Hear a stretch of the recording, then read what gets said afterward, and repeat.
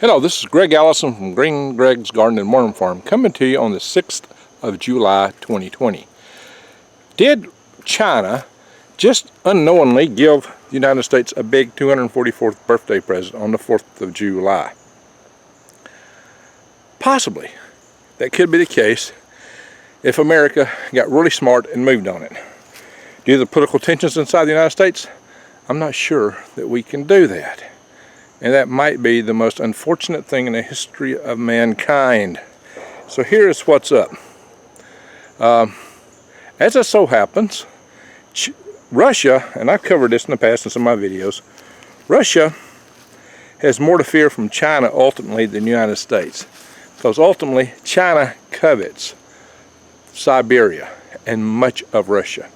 China is an overpopulated country with a growing population. Russian population is dropping, and Siberia is a huge, wide open landmass full of natural resources that China would just love to have.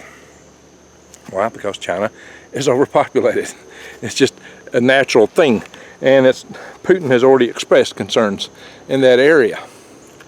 And in my video with Dr. Peter Vincent Pry, and in other videos prior to that, I had brought up the suggestion that we would be better off if we could make peace with Russia and cut a treaty with them and bring them on our side instead of forcing them into the laps of the Chinese.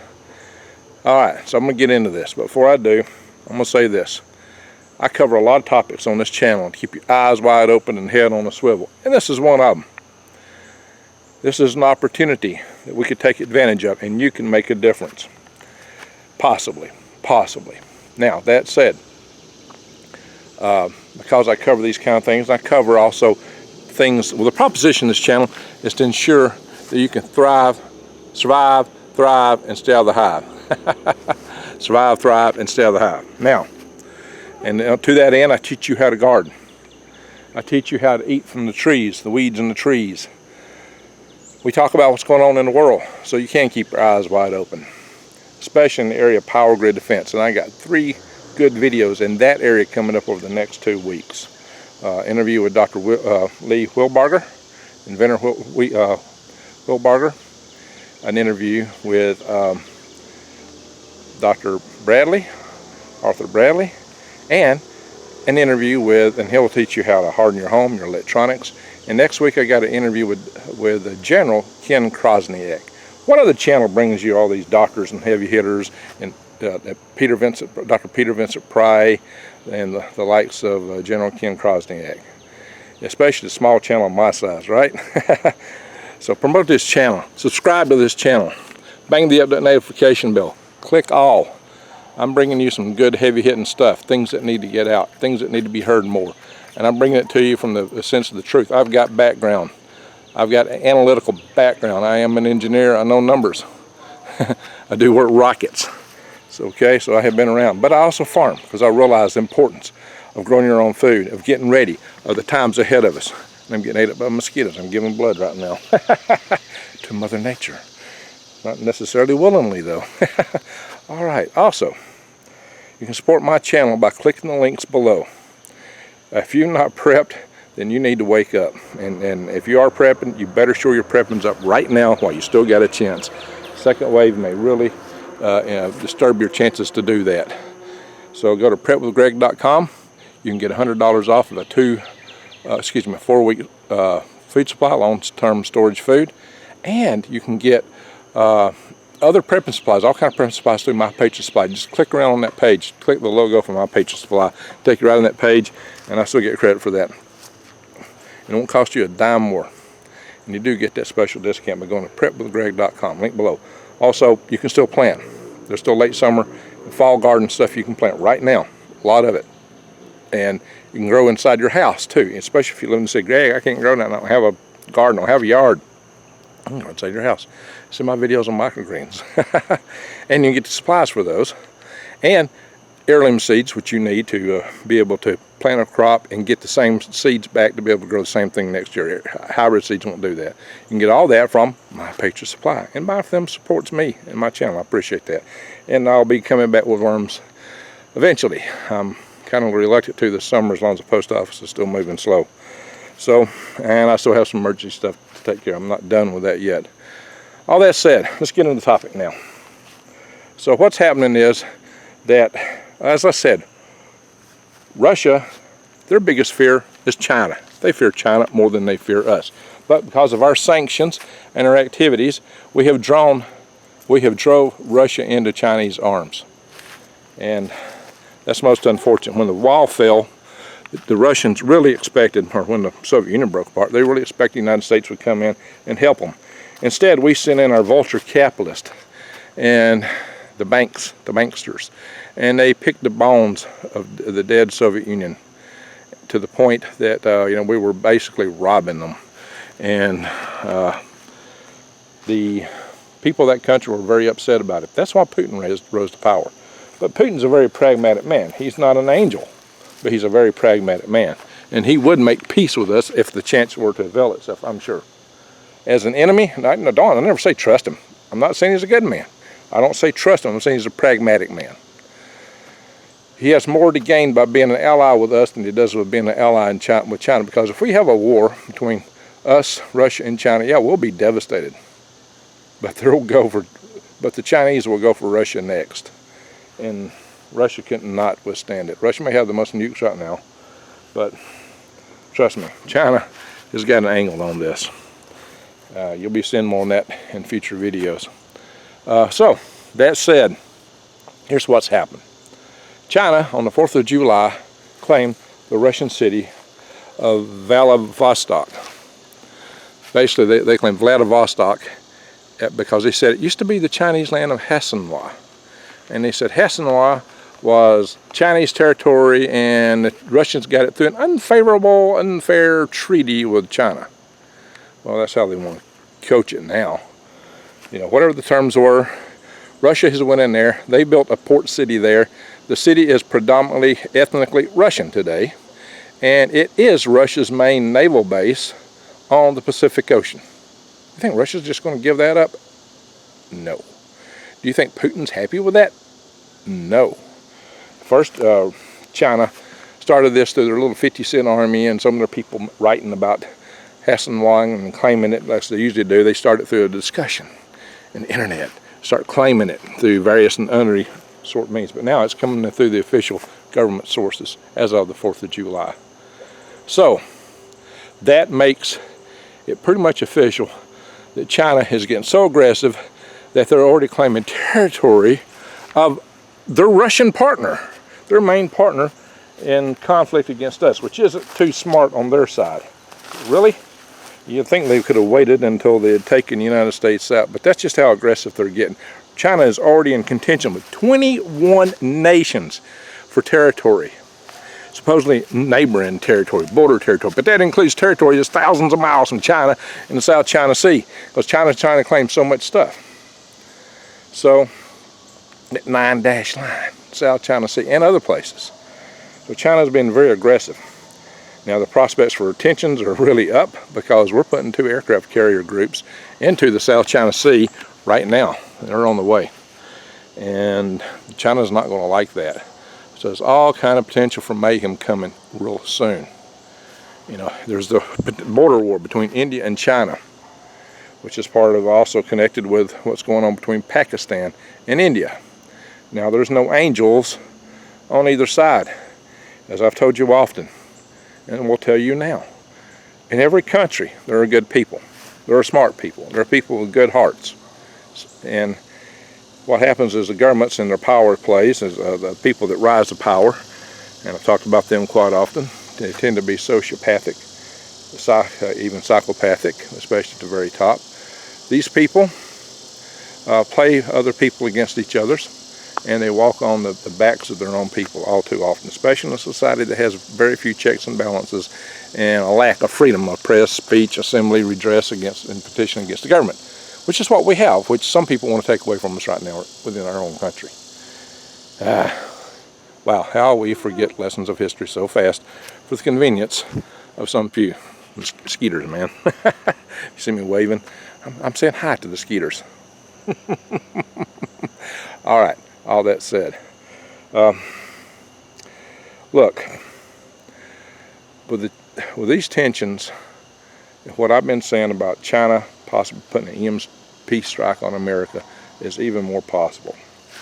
But if they don't, a war between China and India and Pakistan, any of these conflicts could bring us into a global winter, nuclear winter. There is no good thing that can come out of any of these conflicts. And there's plenty of blame on all sides.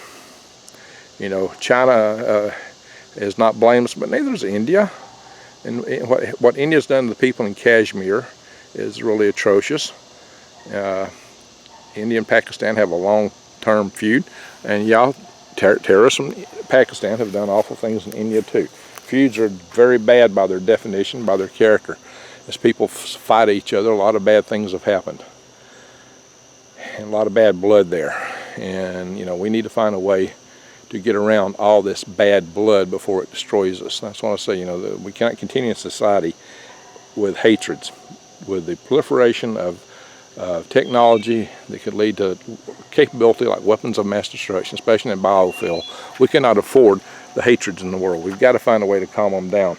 But I don't know if we can do it fast enough. Right now, one thing that we ought to do is try to take away China's incentives to want to be aggressive, to want to attack. And then we need to, everybody on this world who wants to rule themselves should be free to do that. And it includes Kashmir and Jammu. It includes a lot of other territories around this world. People who would rather the Basque, for example, who would rather rule themselves should have that opportunity. England leaving the European Union, Scotland leaving the United Kingdom. If that's what they want, that's what they should do. People should have a right of self-determination, to be their own bosses, to be self-sovereign, all the way down to the individual level. So these are things that I promote. And I want to tell you that, of course, if Jammu and Kashmir were independent, they should be given the vote. If they were, you might not have the border conflict between India and China, but that's a whole different subject. Of course, India would probably, China would find some other place and way to wage conflict, but there's a lot at stake there. There's at stake the headwaters of those coming out of the Himalaya mountains. They're so vital to so many people in so many areas. Those waters may be the source of warfare. A lot of people have thought that, hey, we need to pull water out of the air, though. This is crazy. We need to find ways around this, my friends. We really do. But to get back to it, here's our opportunity. We should go in and make a peace treaty with Russia. Now, I know all these people are like, the reason we haven't done that was initially for the whole first part of the current president's reign, he was accused of colluding with Russia. Well, that's been proved not true now. But now they're turning around and saying that, oh well, no, see, they can't leave Russia alone. They just can't leave Russia alone. They're saying, oh well, there was these Russia took out contracts on American troops while they were in Taliban territory, while they were in Afghanistan, and had Taliban take them and paid them commissions to do so. Basically bounty, scalp fees. I don't even make walking around and says, why would Russia, who left that territory because they were defeated within it, be agitating along those lines? Why would they? Why would they? Why would they take that kind of risk with the United States at this point in time? What was the necessity of that? And if they did, you know, we've had a lot of incidents in the past with the Soviet Union, not so much with Russia. Maybe we need to find a way to make peace, because the bigger enemy is China, not the Chinese people, the party in charge, the CCP. It's not the people of China, it's the CCP. That is where we have our biggest contention. They are the 9 trillion pound gorilla in the room. And, you know, Russia is a tiny country with a small population, just happens to have a lot of arms. Maybe, you know, if they would just preserve those, keep them being overrun. Why would we want to overrun Russia? Like I said, if Russia was in our pocket and not in China's pocket, China would have to think a lot more carefully about some of their aggressive moves. And maybe they just played the wrong hand. Maybe they just played a little too hard in a recent aggressivism. And the fact that they would do that, seems to underscore and give validity to the whole case I've been making all along about how aggressive China has been. A lot of people dispute that. They argue with me on this, but the fact that China played that hand, played that card at this time, was very smug on their account, very aggressive on their account. So maybe they just committed their own Stalingrad moment. Really? Wow. So maybe China inadvertently gave us a birthday present. But for it to be effective and real, we got to take advantage of it. We need to go in and make a peace treaty with Russia. And here's what you need to do. You need to write your congressman. You need to write your senators or give them a call. I'll put the switchboard phone links below this video, or I hope to. And yeah, I'll put them below this video. So call them. Tell them. It's time for a peace treaty. Go to whitehouse.gov. Leave messages on there. It's time for a peace treaty with Russia. And it's time to all these people wanting to throw flack at Russia need to quit. Because Russia would be our best ally against China. And that's where we need to go. You may not like this, but that's the tactics of the situation. Back in the 70s, Nixon went to China because we needed to ally with Russia. Now the shoe's flipped. China's a lot bigger gorilla than Russia ever dreamed of being, because China has real manufacturing power. China is more aggressive militarily, or as aggressive militarily, than the old Soviet Union. They both were. The old Soviet Union was nothing to be taken lightly, but they never had the manufacturing capacity. They never had the real level of threat that China could bring to the table. So we need to wake up. We need to be honest. You know, it's said that Putin actually said that if Hillary had got elected, that he would have done a first strike on the United States. He would have just hit us. It would have already been gone. The reason for that was that Hillary was saying openly that she would create MiG sanctuaries over Syria and shoot down anybody that was flying, which included Russian MiGs, Russian jets. They took high offense to that, and that was insane talk to be coming from a presidential candidate. So I'm not trying to be partisan here. I'm just telling you that, you know, Russia is a country to be dealt with, to be taken account. They have weapons that are beyond belief. The Tsar bomber and a torpedo, you know, that is something that you better take seriously, because it can create a tsunami and take out an entire coast, just one of them. That's just a mind-boggling device. Tsar bomb is a 100 megaton device that is twice as large as the largest thing ever detonated on Earth. The half Tsar bomb was the largest detonation on Earth of a man-made device. So we got to take them seriously, but we could mend the bridges with them, make a treaty with them. Now, I would never entirely trust them. I would always keep an eye on. You know, trust but verify. I mean, you might say, yeah, verify.